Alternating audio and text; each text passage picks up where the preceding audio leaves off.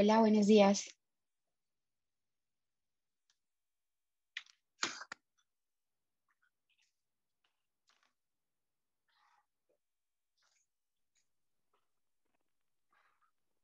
Hola, Vero, buenos días.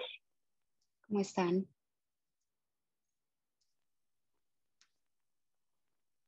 Bien, bien. ¿Y tú cómo estás? Muy bien, gracias. Voy a esperar 2 minuticos más para que se conecten más personas y empezamos que hoy la sesión va a ser un poco más corta. Bueno, listo. Yo creo que entonces vamos iniciando con la sesión de hoy. Para los que entraron ahorita, buenos días a todos. Bienvenidos entonces a la cuarta sesión del seminario de Machine Learning. Hoy la sesión va a ser un poquito más corta porque a las 8 me surgió pues un compromiso. Entonces voy a explicarles, vamos a empezar a ver un poco mm, de introducción, digamos, al tema de regresión. Quiero hablarles un poquito desde mi perspectiva de como mi profesión de estadística. Les voy a contar, les voy a explicar en qué consiste y entonces la parte, digamos, de Python les voy a dejar más bien una actividad para que ustedes puedan desarrollarla. Y en la próxima clase ya sí vemos regresión junto con otros algoritmos que les voy a mostrar. Entonces voy a compartir pantalla.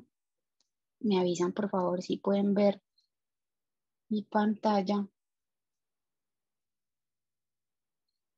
A ver, me abro el chat. Sí se ve. Listo, gracias. Bueno, listo acá. Voy a buscar creo que acá.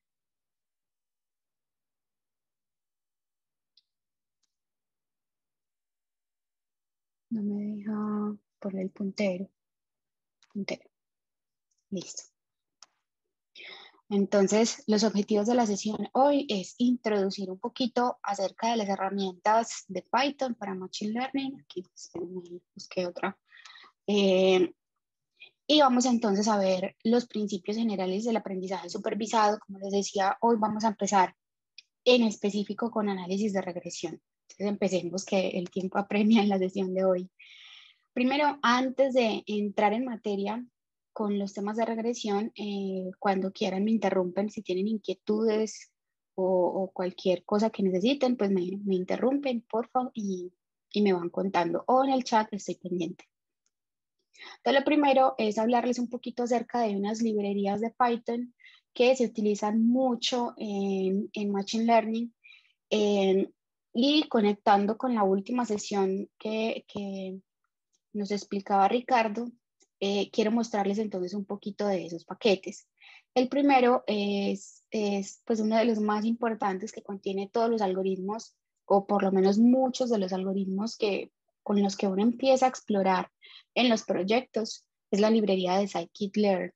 Entonces acá esto no me deja, voy a ver si es que necesito este. Entonces empecemos. Acá si entramos a la página, me voy a llevar más bien esto para acá, para que no me estorben la presentación. Vean que la librería les muestra, tiene como un pool de algoritmos para clasificación, para regresión, para clustering, preprocesamiento, selección de modelos, reducción de dimensionalidad. Entonces, si le damos clic al link que les puse en las diapositivas, acá podemos ver algunos ejemplos de algoritmos ya implementados y pues o más bien la explicación de la forma como se implementa la librería en Python como tal y cómo se lee. Entonces aquí en el link pueden ir explorando y también es una recomendación para todos cuando estén trabajando en algún proyecto de Machine Learning. Siempre es bueno que estén mirando en scikit-learn qué es lo que hay detrás de cada uno de los algoritmos, porque él les explica la forma en que trabaja el algoritmo como tal, ¿cierto? Entonces ahí está la recomendación para que exploren la página, para que vean los ejemplos y para que vean específicamente alguno de los algoritmos que les interese. Entonces vean que, por ejemplo, aquí hay uno. Hablan, pues aquí les muestran los ejemplos como tal, pero uno podría buscar el algoritmo específicamente. Por ejemplo, acá en la guía de usuario, ¿cierto? Esta es como la página inicial donde pueden ver los ejemplos que les interese y pues ahí uno también va aprendiendo.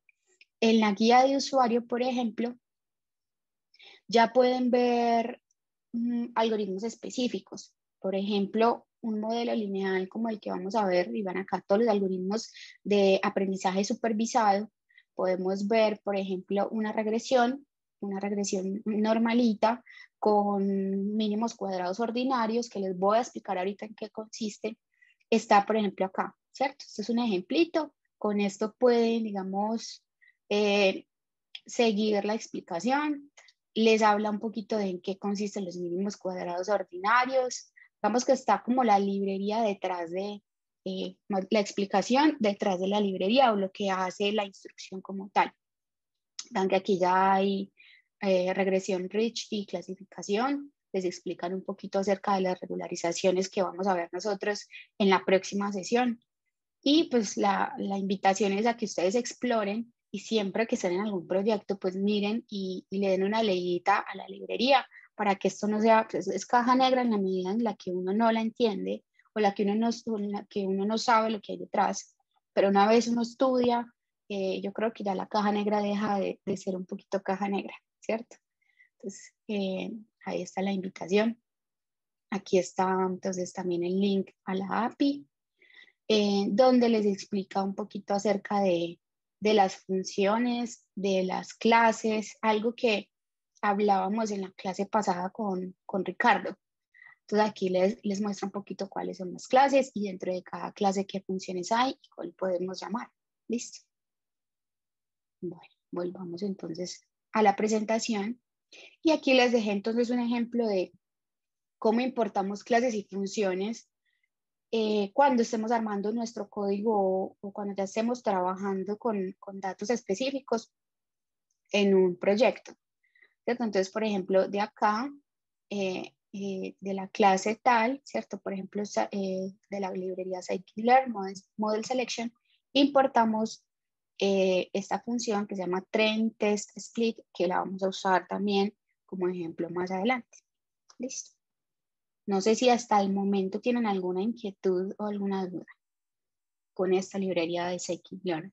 Pues aquí más bien la invitación es para que ustedes la exploren y vean pues los ejemplos que les mostré ahorita y vayan aprendiendo también viendo los ejemplos. Otra librería importante es SciPy. Aquí les dejo el link, nos proporciona una variedad de herramientas computacionales que incluyen algunas distribuciones estadísticas, optimización de funciones, álgebra lineal. Entonces la menciono por si en algún momento necesitan algo de la función. De todas formas, uno cuando está trabajando acá, siempre recurre a Google. Ricardo lo decía mucho y es que es verdad, es increíble las búsquedas. O sea, si uno se diera cuenta de pues las personas que están alrededor de las búsquedas que uno hace en Google, es muy chistoso, sobre todo porque uno no se acuerda o no sabe de memoria las instrucciones. Entonces uno siempre está constantemente recurriendo a Google para buscar. Entonces, dentro de esas búsquedas o dentro de las necesidades que se tengan, una de esas librerías con las que se pueden encontrar es SciPy y pues simplemente les dejo ahí la genialidad de qué es lo que hace SciPy. Otra muy importante que yo personalmente he utilizado muchísimo es NumPy. Y esto lo que nos ayuda, o la librería, las herramientas que tiene, es más para darle una estructura a los datos, ¿cierto? Entonces es más como arreglar los datos para después, por ejemplo, ir a Scikit-Learn y utilizar entonces las instrucciones o dependiendo de lo que necesitemos, algunos modelos o algoritmos de Scikit-Learn. Entonces siempre es como aquí organizar y darle estructura a la base de datos con la que vamos a trabajar. En ocasiones los datos que se ingresan en scikit-learn estarán en la forma de una matriz de NumPy, ¿cierto? En algunos casos, no siempre es así. Aquí, cuando uno está trabajando en esto, se da cuenta que no hay una regla que aplique a todo siempre y que no hay una forma de hacer las cosas que aplique para todo. No, ¿cierto? No, no es así. Entonces acá la forma de llamarlo en Python es import numpy as np, ¿cierto? Como el alias con el que uno con el que lo va a usar mientras arregla la base de datos. Acá, por ejemplo, creo que es con NumPy que están las instrucciones para uno leer bases de datos. No sé si para trabajar con fechas, me corrían, creo que también. Y como experiencia, las fechas a veces son un dolor de cabeza, ¿cierto? Entonces hay algunas instrucciones de NumPy pueden servir para ayudarnos a corregir ciertos problemas o a preprocesar. Ah, no, es pandas, sí, con la que no trabajan en las fechas. Entonces, pandas también es otra que es muy útil, que también le da una estructura fundamental a la base de datos, como por ejemplo un data frame, que es precisamente con el que uno después va a scikit-learn. Entonces, no, es esta con la que he trabajado mucho con pandas. Y da soporte para lectura, escritura de datos en diferentes formatos, como les decía ahorita, trabajar con fechas, que pueden volverse un dolor de cabeza cuando uno está haciendo algún proyecto. Entonces tiene algunas instrucciones buenas que te ayudan a corregir algunos problemas que se pueden dar como en las fechas. Bueno, otras librerías importantes ya tienen que ver con la visualización, ya que les pongo dos, pero ustedes pueden encontrar pues muchas más en Python para hacer tableros, para hacer otro tipo de cosas en visualización. Entonces uno de esos o dos de esos es Matplotlib, que son como las más utilizadas, y Seaborn, que tiene unas gráficas muy bonitas, pues a mí me gusta mucho Seaborn. Ahí les dejo el link para que ustedes exploren. Aquí les dan también algunos ejemplos de unas visualizaciones pues como bonitas que uno puede aprender ahí y explorar. Bueno, hasta este punto, ¿tienen alguna inquietud?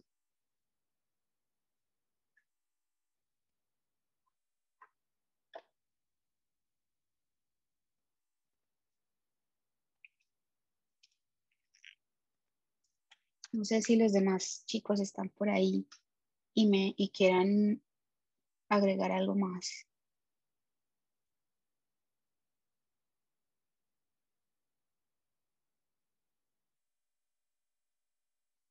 No los veo. Bueno, pues si no hay preguntas, sigamos.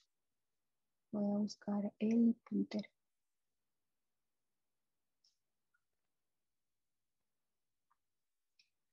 Bueno, también antes de entrar en materia, en toda la parte de regresión y lo que les voy a hablar hoy, hay algunos términos que creo que debemos aclarar antes de. Yo sé que hay muchos que de pronto saben y están familiarizados, pero hay otros que puede que no. Entonces, antes de empezar a hablar de de cierta terminología o de algunos términos que se utilizan mucho en el ámbito de Machine Learning, creo que vale la pena aclararlos, ¿cierto? Bueno, entonces, en general, ¿cómo funciona, digamos, todo el proceso de, de hacer un modelo de Machine Learning? Entonces, lo primero que tenemos que tener listo es el input, que pues son los datos, ¿cierto? Son los datos o la información con la que vamos a trabajar. Eh, de pronto este input puede cambiar dependiendo del proyecto en el que estén y necesitan, digamos, trabajar en él antes de entrar acá a buscar algún modelo, ¿cierto? O sea, puede que la información pueda, no sé, ser una foto, ser fotos, o ser audios, o ser videos, o ser PDFs, o ser otra cosa, o sea, no necesariamente es una base de datos estructurada. Y pues a mí no me ha tocado, pero generalmente pues he hecho cosas con datos ya como estructurados, como una tabla, en la que de todas formas hay que hacer, antes de empezar con la parte del modelo, hay que pues, arreglarla, corregirla. En realidad, esto se muestra como más, se ve en la gráfica como más pequeñito, la parte de los datos, y esto se ve más grande, pero les cuento que en realidad esto es lo que más toma tiempo, los datos. Aquí simplemente lo muestra, bueno, sí, tenemos los datos y el input como si eso fuera un paso muy sencillo y muy fácil, pero cuando uno va a la realidad y a la práctica, es muy distinto. O sea, en realidad esto es de lo que más tiempo toma. Muchas veces esa tabla o esa data que les hablo al inicio ni siquiera está, ¿cierto? Hay que construirla, hay que buscarla, hay que arreglarla, hay que hacerle pues bastante preprocesamiento a esto. Entonces simplemente quiero dejarle la claridad, no siempre va a ser bonito porque acá pues finalmente nos estamos centrando en enseñarles como un pool de herramientas, de algoritmos que pueden hacer, pero cuando uno va a la realidad, esto es de las tareas más complejas que hay. Entonces una vez uno tiene los datos o la información, eso es lo que vamos a utilizar como input para todo el entrenamiento o el análisis que vayamos a hacer. Entonces, lo primero que hay que hacer es, bueno, uno empieza a explorar con algún modelo específico, dependiendo del problema que tengas o lo que tengan, elige entonces aquí un camino por donde empezar o por donde explorar. Listo, una vez entonces uno elige, dependiendo, pues si es lo que les decía ahorita, puede ser análisis supervisado, no supervisado, ya hay que, digamos, elegir qué es lo que necesitamos para responder a las necesidades del proyecto que tengamos. Entonces, una vez el modelo, lo siguiente que tenemos que hacer es entrenar ese modelo. Esto lo que nos está diciendo aquí es, hay que ajustar una estimación con los datos que tenemos. ¿Listo? Hay que entonces hacer como una búsqueda de cuáles son esos parámetros. Ahorita les voy a aclarar un poquito más a qué me refiero cuando hablo de parámetros. Después entonces hay que hacer una evaluación. Si esa estimación o ese ajuste que hicimos es adecuado o no, si está, digamos, dando resultados aceptables, ¿cierto? O no. En caso de que no, pues siempre hay que entrar a refinar el modelo, buscar de pronto otra formulación, o sea, dependiendo de los resultados. Y esto es un proceso que es iterativo, ¿cierto? Siempre es como reajustar, reajustar, reajustar, hasta que encontremos uno que nos dé entonces resultados buenos para lo que necesitamos o que responda a las necesidades que tengamos en ese momento. Entonces, siempre esto es entrenar, evaluar, refinar, entrenar, pero una vez se tengan los datos. Esta parte de acá, pues lo que uno ha escuchado por ahí es que toma alrededor de, o sea, en un proyecto grande, esto te puede llevar el 60, el 70% del tiempo. Hay gente que se atreve a decir que el 80%, y esto el 20%, ya es como correr el algoritmo y empezar a refinar. ¿Listo? ¿Tienen alguna pregunta hasta este momento?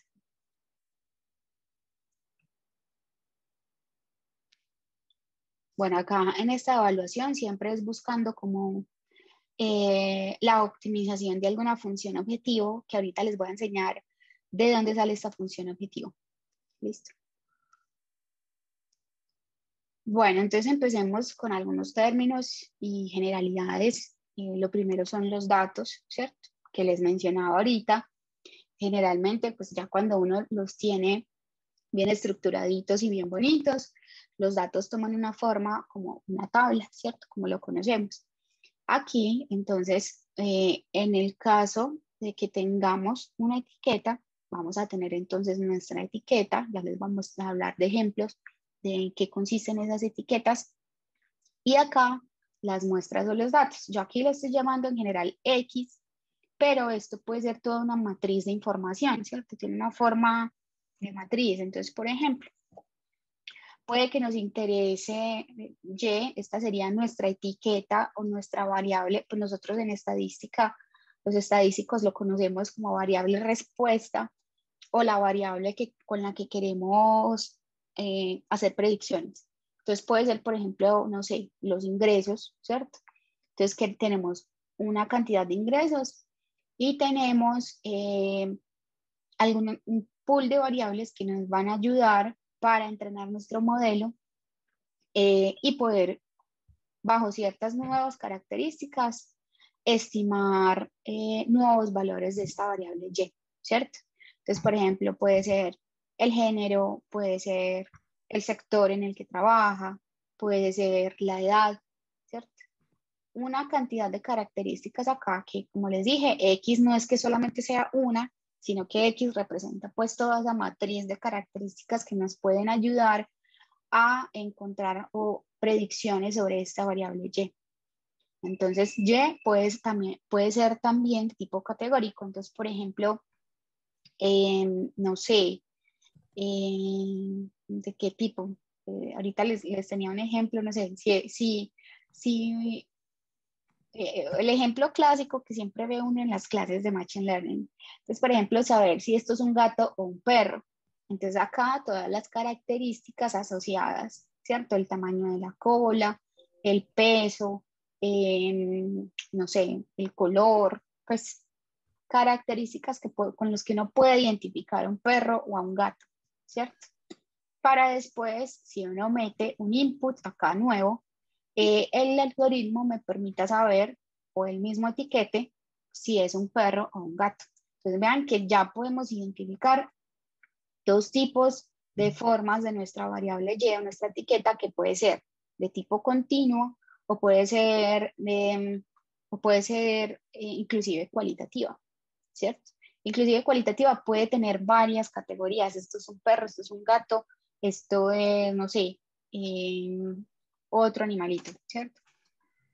Entonces pueden tener varias categorías como tal y los algoritmos, hay algoritmos que se pueden aplicar acá. Creo que alguien tiene el micrófono abierto, no sé si tienen alguna inquietud.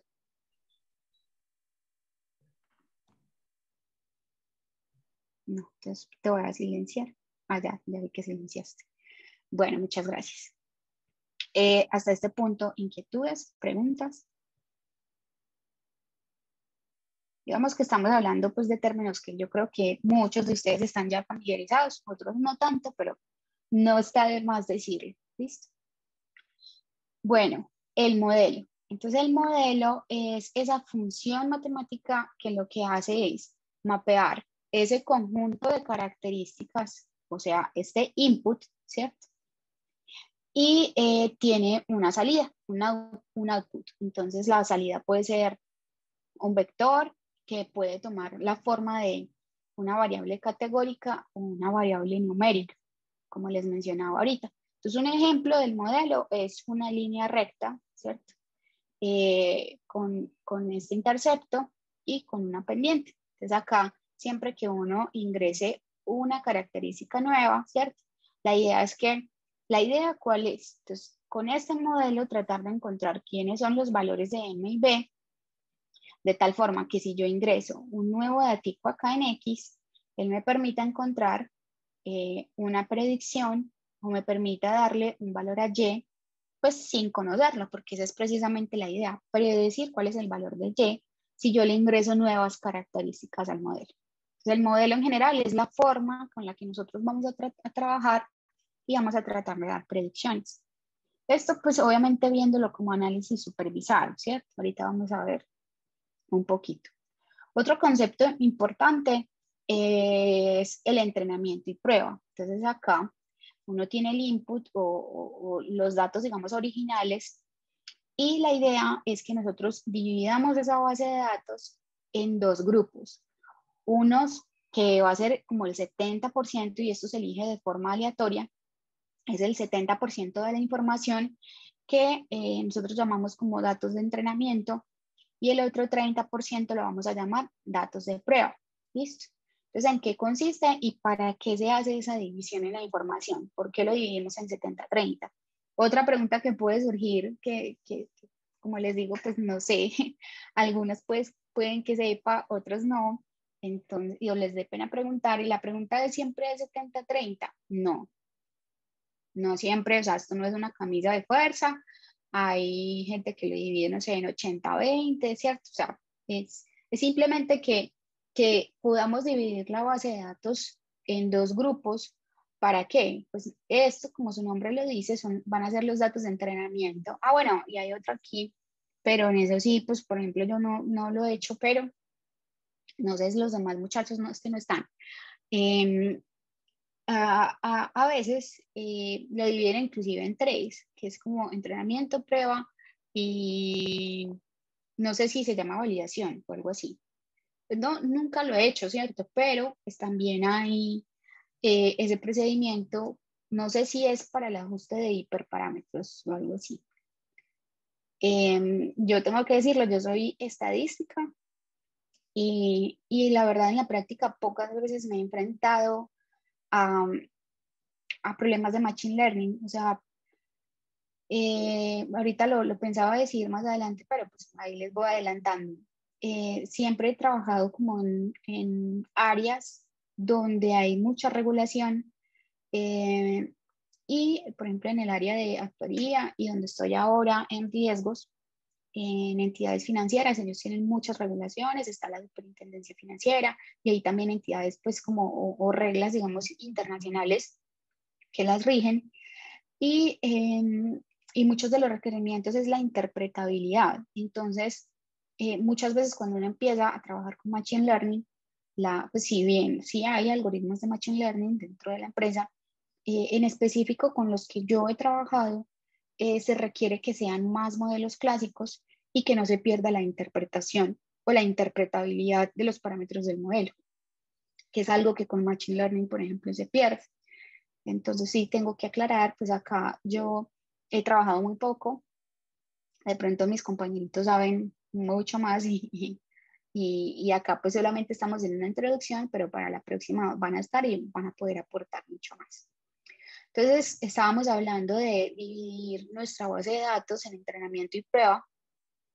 ¿En qué consisten los datos de entrenamiento o training? Pues lo que hacemos aquí es usar primero una parte de esa información, pues no todos los datos de entrenamiento, para poder aprender o encontrar cuáles son esos parámetros importantes en el modelo. Entonces, así como les decía ahorita, si yo tengo mi modelo, que es una línea recta, mx más b,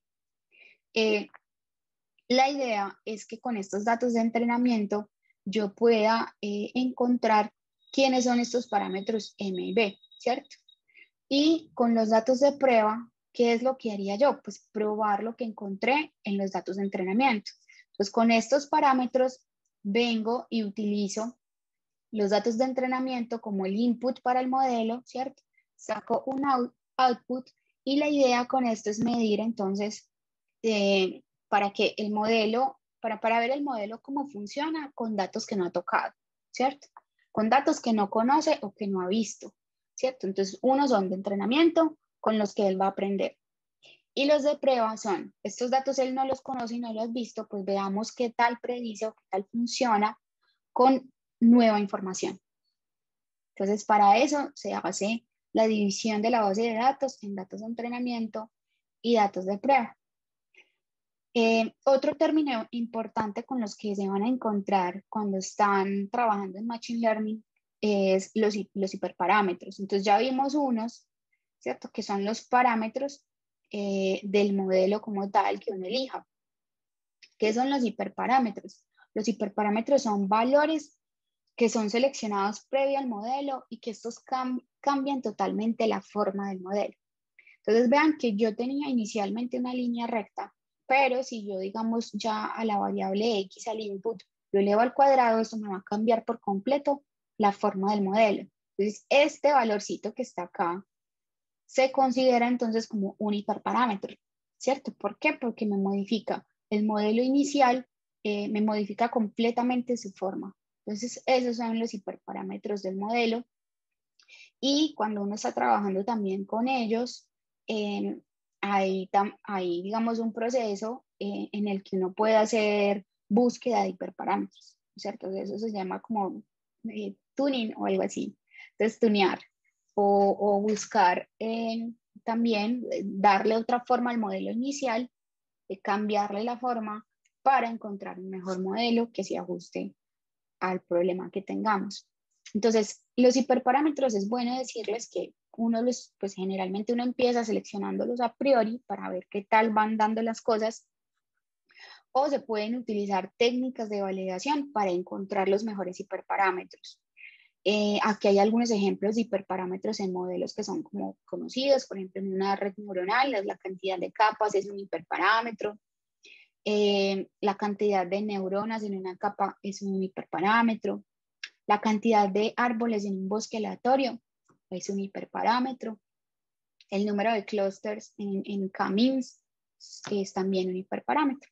Entonces, los hiperparámetros son valores que nos cambian la forma de nuestro modelo inicial y uno empieza por seleccionarlos a priori, ¿cierto? Uno a priori selecciona y después, si no encuentra, digamos, que el modelo se ajuste bien, que te dé buenos resultados, pues ya empieza uno a explorar un poco más allá y a utilizar técnicas de validación para ver si moviendo los hiperparámetros el desempeño del modelo mejora.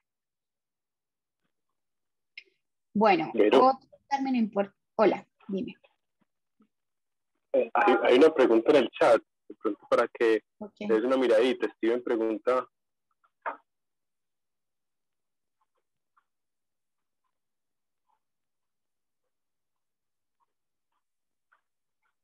Bueno, esa pregunta está muy buena. Cuando se conoce, como mencionabas antes, cómo funcionan los modelos para que dejen de ser una caja negra, aún así se pierde esa interpretabilidad.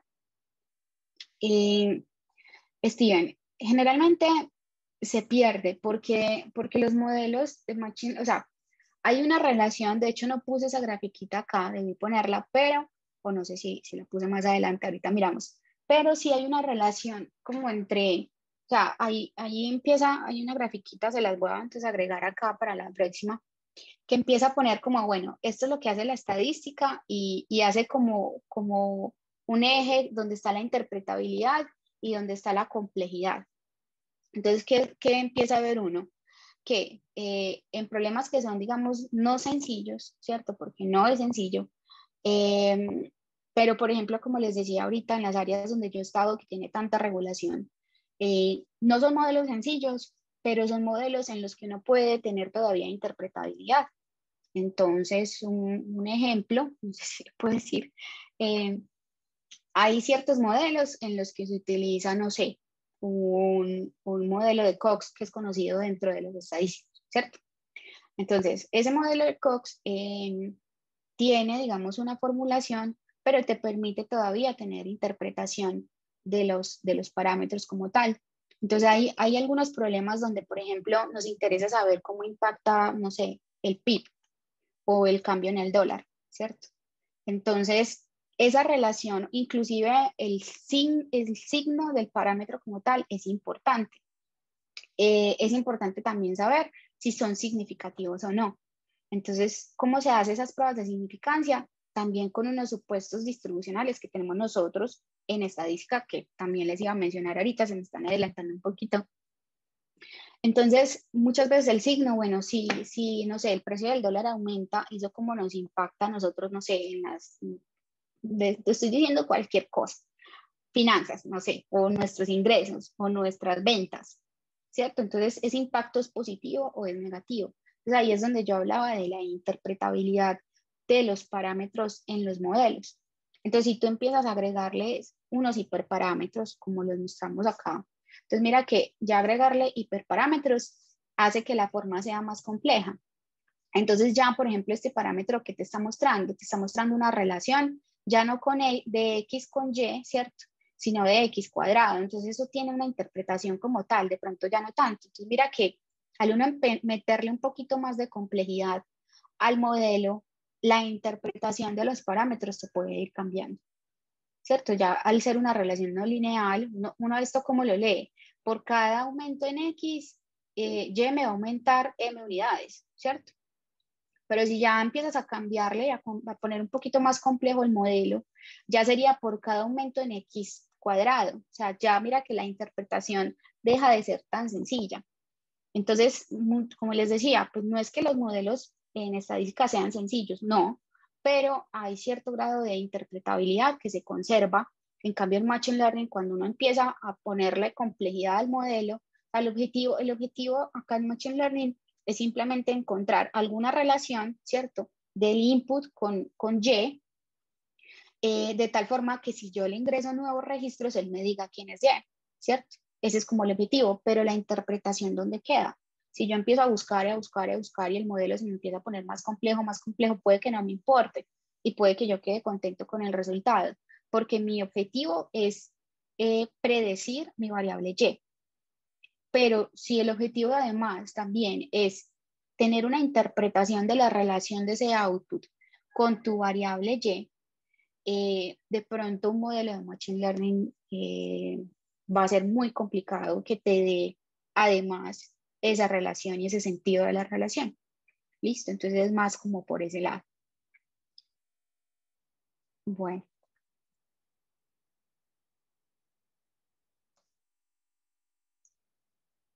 Bueno, entonces acá estábamos hablando de generalidades, optimización.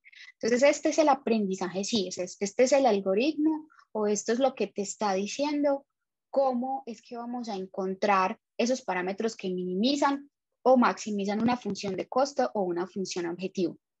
Entonces hay muchos algoritmos o digamos formas de optimización. Aquí menciono algunos. Nosotros en particular ahorita, con el ejemplo que les voy a mostrar de cómo funciona la regresión, vamos a ver otro que es mínimos cuadrados ordinarios, que es con el que vamos a optimizar y encontrar los valores de los parámetros para una regresión lineal. Otro término muy importante es la generalización del modelo, que es el overfitting y que es el underfitting. ¿Listo? La generalización del modelo es la capacidad que tiene el modelo de generar buenos resultados cuando, digamos, pasamos del entrenamiento a datos nuevos, ¿cierto? Entonces, la generalización es esa capacidad que tiene de dar buenas predicciones o predicciones aceptables cuando cambiamos nuestra información o cuando le damos nuevos registros o nuevos inputs al modelo. Entonces, esa es la generalización. ¿Qué problemas se pueden dar en esa búsqueda de que el modelo tenga una buena generalización? Pues uno de ellos es el overfitting y otro es el underfitting. ¿En qué consiste el overfitting? Bueno, empecemos con underfitting. Entonces vean que acá, por ejemplo, la relación de X con Y, pues se ve que es una relación pues, como cuadrática, ¿cierto? Y por ejemplo, aquí estamos tratando de ajustar una línea recta para explicar esa relación de X con Y. ¿Qué pasa? Esta línea recta se queda un poco corta y no está, digamos, ajustada a la realidad de la información. Entonces, digamos, hay un ajuste, digamos, pobre del modelo que estamos eligiendo con respecto a lo que muestran los datos. Lo que pasa es que verlo cuando uno tiene solamente una relación de X con Y, no sé, los ingresos con la edad, es fácil verlo, pero ¿qué pasa si ya no tenemos la edad, sino que tenemos 20 características más? Ahí es donde se vuelve complejo identificarlo, ¿cierto? Donde se vuelve muy complejo. Pues una forma sencilla de saberlo es porque estás, por ejemplo, uno empieza por lo más sencillo, una regresión, y uno sabe que la regresión tal vez no te va a dar, una regresión múltiple no te va a dar pues el mejor resultado, ¿cierto? Pero ahí es donde uno empieza, bueno, pues obviamente una regresión de pronto te va a dar un bajo ajuste con el problema, ¿cierto? Y otro problema que es muy común es el overfitting, y es cuando el modelo que tú propones es tan complejo, o sea, tiene una formulación muy compleja, no sé, al X le agregaste X cuadrado, X a la 3, le agregaste una cantidad de hiperparámetros, o sea, modelos que en serio empiezan a ser muy complejos y ellos lo que hacen es que ya aprenden mucho de los datos de entrenamiento. Pues aprenden tanto de los datos de entrenamiento que cuando le metes un registro nuevo, él, digamos, conoce perfectamente tus datos de entrenamiento. Pero cuando le ingresas nueva información, él no, pues, o sea, puede darte cualquier cosa ahí fuera del dato real o de la predicción real o de la realidad. ¿Por qué? Porque él aprendió mucho en el entrenamiento, pero con nueva información ya pierde esa capacidad de generalización, ¿cierto? Entonces vean que hay que buscar como un punto medio, como este, donde él logre captar por lo menos digamos, el comportamiento promedio, digámoslo así, de los datos o de la información. Entonces vean que aquí de pronto sí generaliza mejor que este caso que tenemos acá. Entonces la idea es encontrar un modelo que nos permita dar como un resultado óptimo o bueno y que el modelo sea generalizable, ¿cierto? Es decir, que nos dé resultados aceptables cuando le ingresamos nueva información. Entonces hay formas de saber, por ejemplo, si el modelo tiene overfitting, que vamos a ver más adelante cuál es esa forma. Hay unas métricas o unas medidas que nos permiten comparar el desempeño del modelo cuando estamos entrenando y cuando le hacemos la prueba, pues para eso se divide en dos, para evaluar el desempeño y se hace con unas métricas. Entonces, si tenemos overfitting, ¿qué es lo que podemos hacer? Bueno, una es aumentar la cantidad de información, conseguir más datos, disminuirle la complejidad al modelo, disminuir la cantidad de variables. Recuerden que acá una característica es un valor en X, ¿listo? Entonces, seleccionar menos características, seleccionar mejores características. De pronto hay muchos datos vacíos o que en serio analices la calidad de la información o de los datos. Reducir la complejidad del modelo, hacer ensamble de modelos, hacer validación cruzada, aplicar alguna regularización, que eso lo vamos a ver también en la clase entrante, aplicar alguna regularización al modelo que te permita disminuir el overfitting. Y si tienes underfitting, pues ya vimos que el underfitting generalmente se da es cuando el modelo es muy, muy sencillo para una relación un poquito más compleja. Entonces, una vez empezar a explorar aumentando la complejidad o seleccionar mejores características, es decir, valores en X. Recuerden que cuando hablo de características estoy hablando de los valores de X. Bueno, ¿y qué es el aprendizaje supervisado y no supervisado? Entonces, el aprendizaje supervisado, yo creo que les di un adelanto ahorita, tenemos un input, nuestras variables X, las cuales están relacionadas con una variable Y, que es la que queremos predecir, y va a ser nuestra etiqueta. Entonces, el aprendizaje supervisado, ¿en qué consiste? Vean, estas figuras tienen una etiqueta, ¿cierto? Esta es del tipo 1, estas dos son del tipo 2 y estas del tipo 3.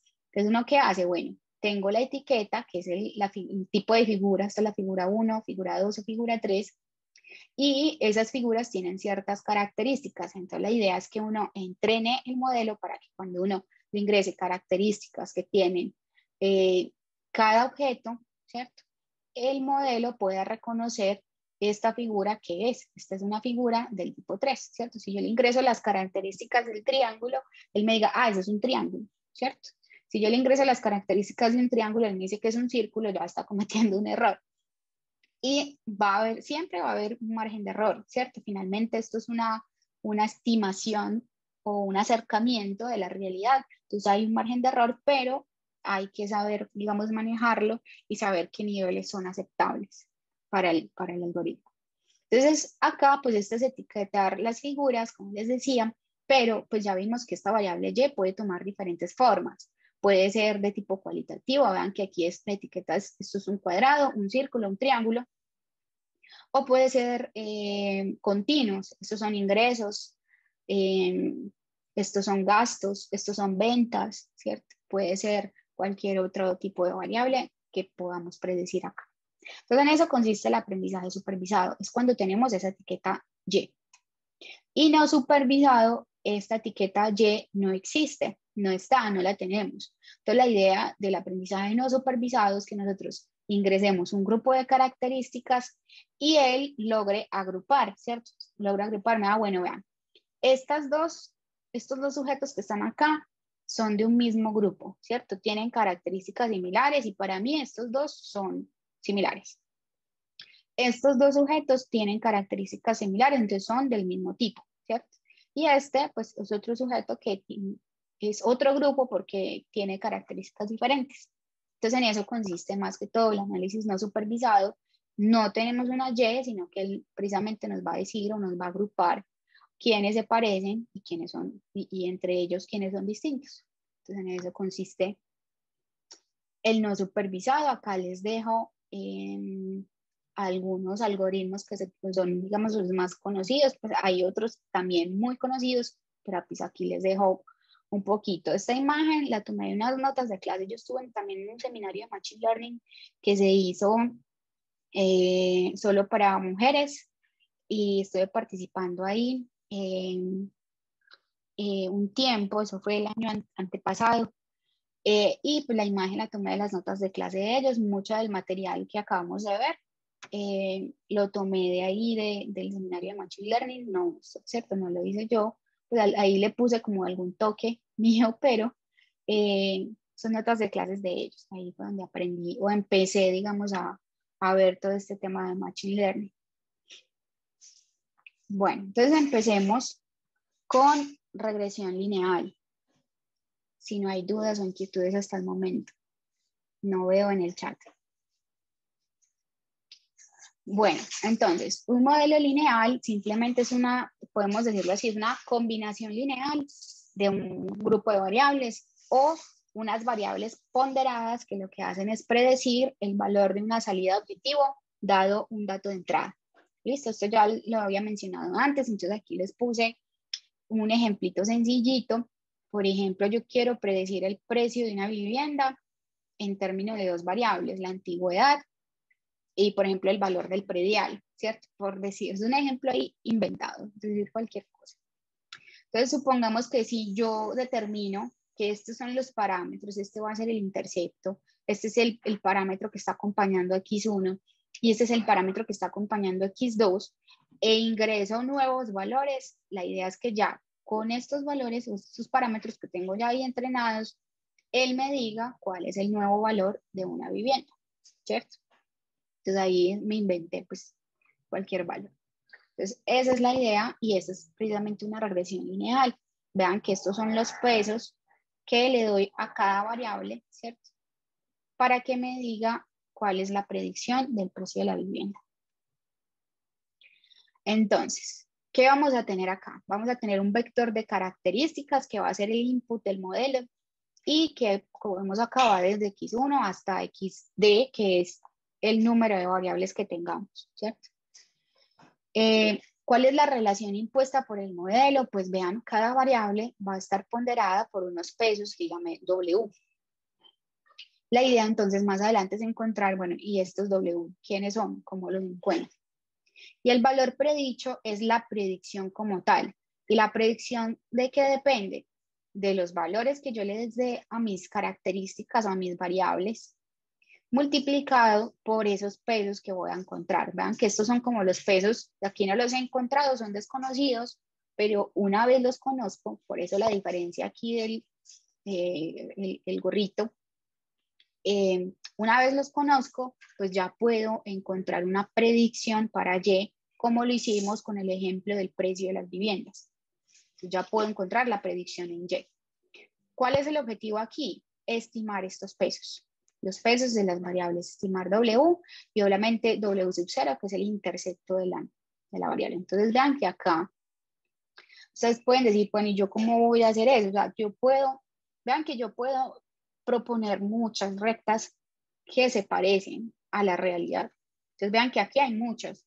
Por ejemplo, si yo tengo solamente una variable, una característica X sub 0, con una variable Y que me interesa predecir, vean que yo puedo proponer muchas rectas. Yo puedo decir, esta puede ser una, esta puede ser otra, esta puede ser otra. La pregunta es, ¿y cuál es mejor? ¿Y por qué? Entonces ahí es donde entra el concepto de optimización que vimos ahorita, que es el algoritmo que me permite encontrar cuáles son estos pesos óptimos o mejores que se ajusten a estos datos. Entonces aquí, por ejemplo, yo puedo decir, bueno, esta es la mejor. Es más, y yo le puedo decir, no, para mí esta es la mejor. La pregunta es, ¿por qué? O sea, ¿por qué esa y por qué no esta? Entonces ya vamos a ver cuál es el sentido de decirles que esa es la mejor. Entonces, los parámetros son estimados, esto ya lo vimos, pero vale la pena ir repasando los conceptos que vayamos viendo y conectando con lo que vamos a ver a continuación. Entonces, los parámetros son estimados con los datos de entrenamiento. ¿Listo? Recuerden que dividimos nuestra base de datos en dos. Entonces, vamos a encontrar esos pesos W con los datos de entrenamiento. Hay muchas formas de estimar W, ¿cierto? El algoritmo de aprendizaje encuentra esos parámetros que optimizan una función objetivo. Normalmente minimiza una función de pérdida de los valores predichos versus los valores reales. Entonces recuerden que nosotros tenemos una base de datos de entrenamiento. En esa base de datos de entrenamiento nosotros tenemos nuestra matriz de características, o sea, nuestras X, y tenemos Y, tenemos la Y real, ¿cierto? Tenemos los datos reales. ¿Cuál es la idea? Que nosotros encontremos una relación entre esos Y reales con unos Y estimados, ¿cierto? Y ver y minimizar esa distancia entre el Y real y el Y estimado. ¿Listo? Entonces vean que qué es lo que vamos a hacer acá. Vean que yo aquí lo que estoy diciendo es, bueno, yo voy a encontrar esta recta de tal forma que la distancia entre los Y reales y la recta se minimice, ¿cierto? Que esto es lo que se conoce como un error. Voy a ver si aquí puedo escribir para que me entiendan un poquito mejor. Entonces yo tengo estos Y que están acá, son nuestros Y reales, ¿cierto? Entonces tengo mis Y reales y tengo otros que son los Y, pero dados por la relación del modelo. Entonces llamémoslo, ¿cómo lo llamamos? Llamémoslo, no sé, los Y sub I. Estos son nuestros Y reales. Y estos son nuestros Y que me va a dar la relación del modelo, ¿cierto? Entonces pongámoslo así. Entonces, ¿cuál es la idea? Mira, la idea es obtener los pesos W tal que la distancia entre lo real y la recta sea lo más pequeña posible. Y ahí es donde nace entonces nuestro algoritmo, pues en este caso, nuestro método de optimización. Vamos a utilizar mínimos cuadrados ordinarios. Pues este digamos que es muy útil en la parte de regresión. Por ejemplo, nosotros acá también les cuento en estadística, nosotros además de esto tenemos otro método que se utiliza mucho, que es la máxima verosimilitud. El método de máxima verosimilitud, de pronto algunos de los que han visto estadística básica, estadística 1, lo han visto.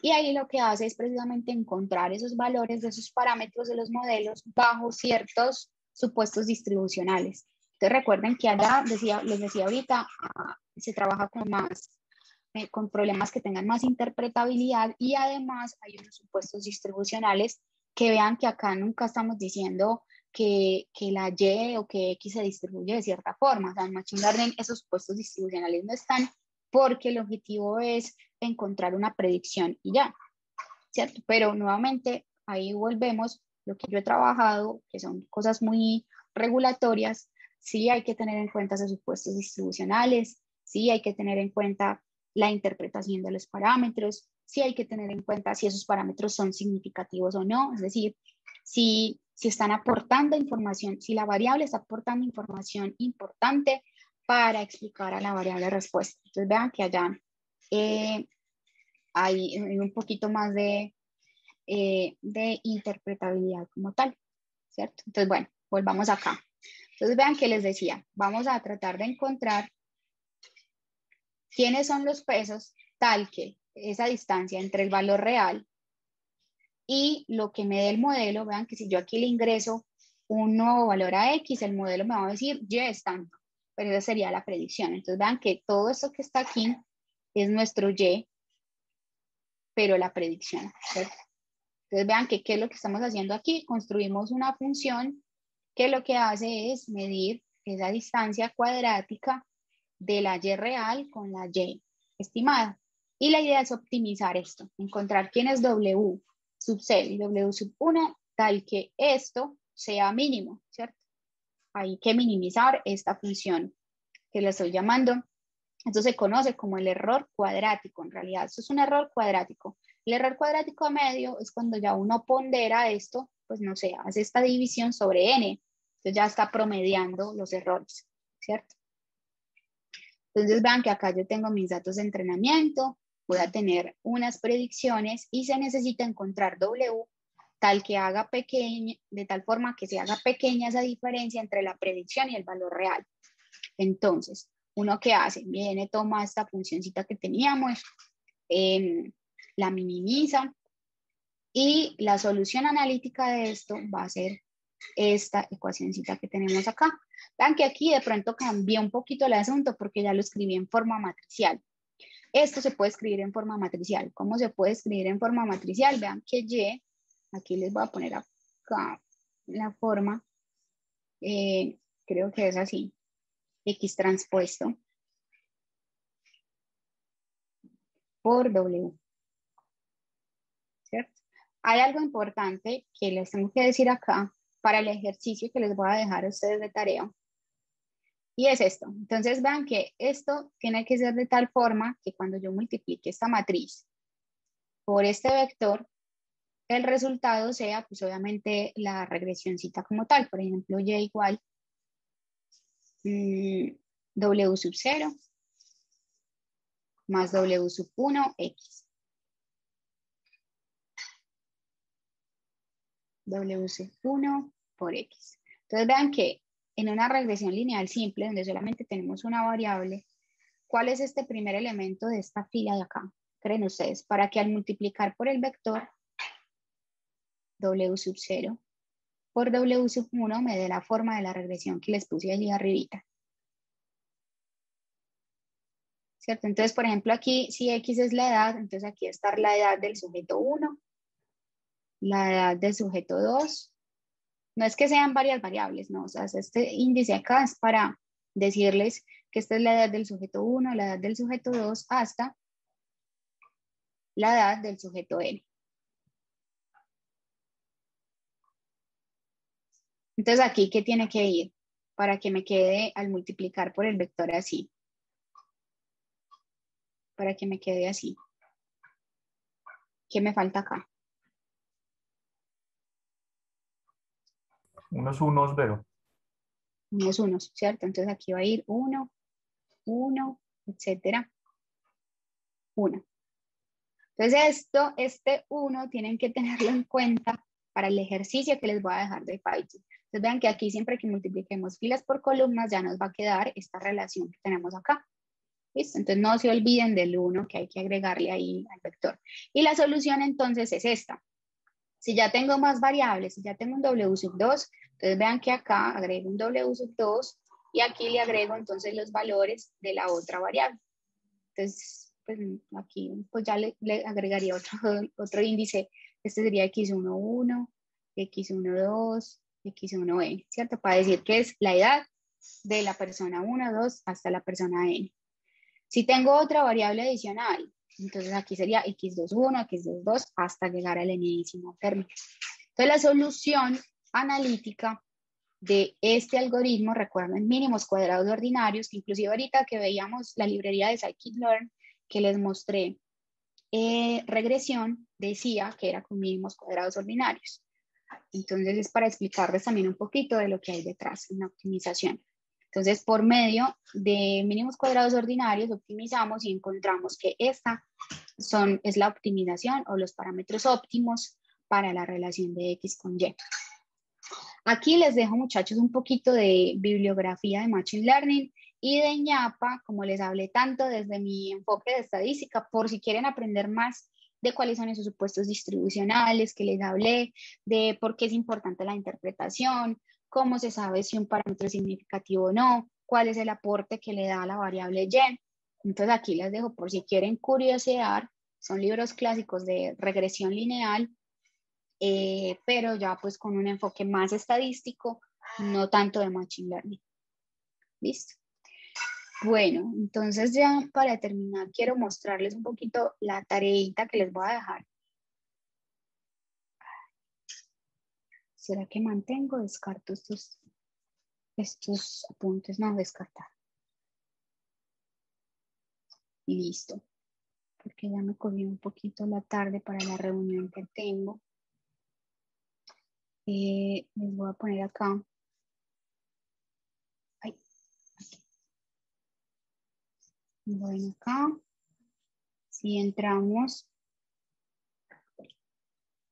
Entonces en la carpeta de Drive, muchachos, ya tienen la presentación. Y en la carpetica donde están los códigos de Python. Acá.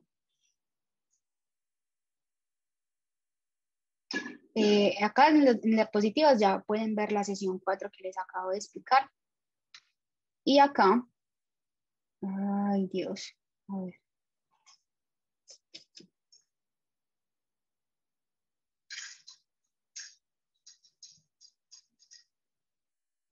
Está un poquito lento. Ya se me perdió. ¿Dónde está? Seminario aquí. Y aquí en Cuadernos de Python van a encontrar esta actividad que se llama Actividad Independiente Sesión 4. Entonces, en esta actividad independiente, la tarea entonces es la siguiente. Entonces vean que aquí vemos la solución analítica de la regresión lineal, un poquito de la explicación, vean lo que les acabé de mostrar, la solución analítica. Y pues más adelante vamos a ver un poquito más acerca de esto. Pero la idea aquí es que simulamos unos datos y la idea es que ustedes completen el algoritmo. ¿Listo? Entonces vean que aquí seleccionamos la información.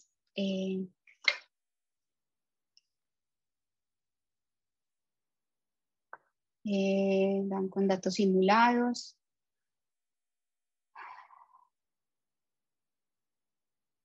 Vean, ejercicio 1. La idea es que ustedes aquí completen entonces cómo sería la optimización de los pesos multiplicando pues matrices en Python. ¿Listo?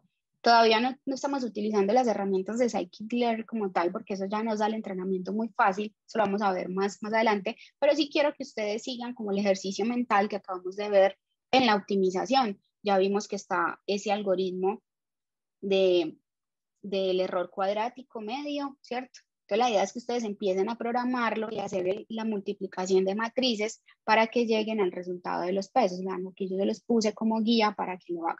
Entonces la idea es que ustedes también empiecen a familiarizarse con Python y aprendan pues cómo se hace ese producto de matrices que vamos a ver. Entonces para que lo exploren, para que lo miren, si no les da no hay problema. En el Slack, en el canal de Slack pueden hacer preguntas, vean, esto no me da, alguien lo hizo y la idea es que entre ustedes también se ayuden.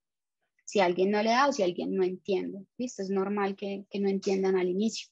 Entonces esto es más como trabajo independiente para que ustedes traten de hacer el ejercicio y pues miren cómo les va y estudien un poquito. Más de familiarizarse con Python y de hacer el análisis proanalítico de la regresión que acabamos de ver. ¿Listo? Entonces voy a dejar de compartir, muchachos, porque ya me están llamando para la otra reunión. Tengo que dejarlos. Entonces no sé si hay alguna pregunta.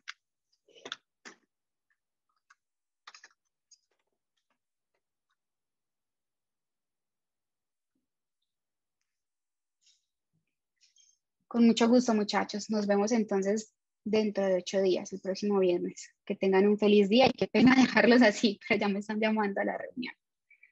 Espero, si tienen dudas o inquietudes, me pueden escribir al correo por el canal de Slack. Ya tenemos ahí comunicación directa. Que estén muy bien entonces. Hasta luego y gracias.